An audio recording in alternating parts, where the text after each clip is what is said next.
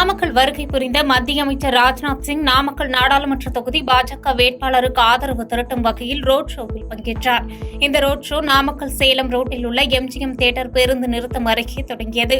அப்போது திறந்த வாகனத்தில் வேட்பாளருடன் சென்று ஆதரவு திரட்டினார். இதில் பாஜக மற்றும் கூட்டணி கட்சி தலைவர்கள், நிர்வாகிகள், தொண்டர்கள் திரளாக கலந்து கொண்டனர். ரோட் ஷோவின் போது சாலையோரம் திரண்டு இருந்த மக்களை சந்தித்து தாமரை சின்னத்திற்கு வாக்குகள் அளிக்குமாறு கேட்டுக் கொண்டார். மத்திய அமைச்சர் வருகையொட்டி அவர் செல்லும் வழிநெடுகிலும் பலத்த போலீஸ் பாதுகாப்பு போடப்பட்டிருந்தது. மேலும் நாமக்கல்லில் ட்ரோன் பறக்க தடை விதித்து மாவட்ட ஆட்சியர் உமா உத்தரவிட்டிருந்தது குறிப்பிடத்தக்கது.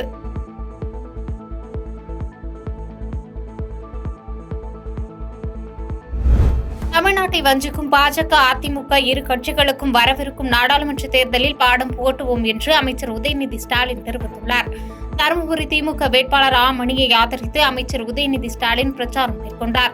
அப்போது பேசிய அவர், தருமபுரி தொகுதியில் மணி வெற்றி பெறுவது உறுதி என்பதை உங்கள் எழுச்சியை பார்த்து தெரிந்து கொண்டேன். வரும் 19ஆம் தேதி நடைபெறும் தேர்தலில் நாம் பிரதமருக்கு வேட்டு வைக்க வேண்டும். அப்பொழுதுதான் தமிழ்நாட்டு மக்களின் மனநிலை, சுயமரியாதை என்ன என்பதை தெரிந்து கொள்வார் என்று கடுமையாக சாடினார். மேலும் எய்ம்ஸ் மருத்துவமனை கட்டவில்லை என்று கேட்டால் பிரதமர் தான் பதில் சொல்ல வேண்டும். ஆனால் எதிர்க்கட்சித் தலைவர் எடப்பாடி பழனிசாமி பதில் தருகிறார் என்று விமர்சித்தார். பாஜகவுடன் கூட்டணி வைத்துக் கொண்டு தமிழ்நாட்டின் நிதியுரிமை, மொழியுரிமை, மாநில உரிமைகள் அனைத்தையும் அடக்கு வைத்த அதிமுகவிற்கும் தமிழ்நாட்டை வஞ்சிக்கும் பாஜக ஆகிய இரு கட்சிகளுக்கும் வரவிருக்கும் நாடாளுமன்ற தேர்தலில் பாடம் புகட்டுவோம் என்று தெரிவித்தார்.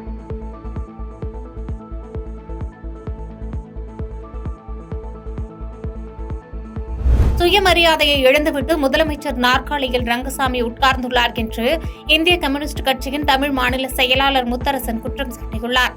புதுச்சேரியில் நியாயவிலைக் கடைகளை திறப்பதற்கு ஆளும் பாஜக, என்ஆர்எஸ் காங்கிரஸ் அரசு எந்தவித நடவடிக்கையும் எடுக்கவில்லை. புதுச்சேரி முதலமைச்சர் ரங்கசாமி சுயமரியாதையை இழந்துவிட்டு முதலமைச்சர் நாற்காலியில் உட்கார்ந்துள்ளார். சுதந்திரமாக செயல்பட முடியாமல் உள்ள முதலமைச்சர் ரங்கசாமியால் மாநில மக்களுக்கு என்ன நன்மை செய்ய முடியும் என கேள்வி எழுப்பிய முத்தரசன், இந்தியா கூட்டணியை எதிர்த்து நிற்கும் கூட்டணியில் ஒன்று நல்லுறவு கூட்டணி, மற்றொன்று கள்ள கூட்டணி என்று கடுமையாக விமர்சித்தார்.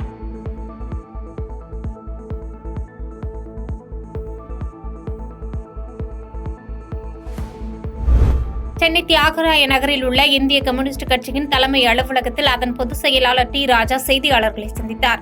அப்பொழுது நடைபெற இருக்கின்ற நாடாளுமன்ற தேர்தலில் இந்தியாவுடைய வரலாற்றில் மிக முக்கியமான தேர்தலாக கருதப்படுகிறது. இந்தியா பற்றிய அரசியல் சட்டம் மாற்றப்பட வேண்டும் என்று பல இயக்கங்கள், RSS அமைப்புகள் குரல் கொடுக்கும் பொழுது பிரதமர் மௌனமாக இருப்பது ஏன் என அவர் கேள்வி எழுப்பினார்.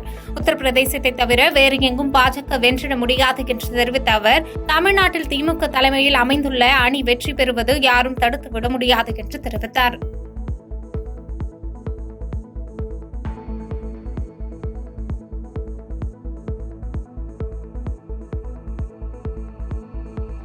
பாதகம் செய்பவரை கண்டால் நாம் பயங்கொள்ளலாகாது பாப்பா.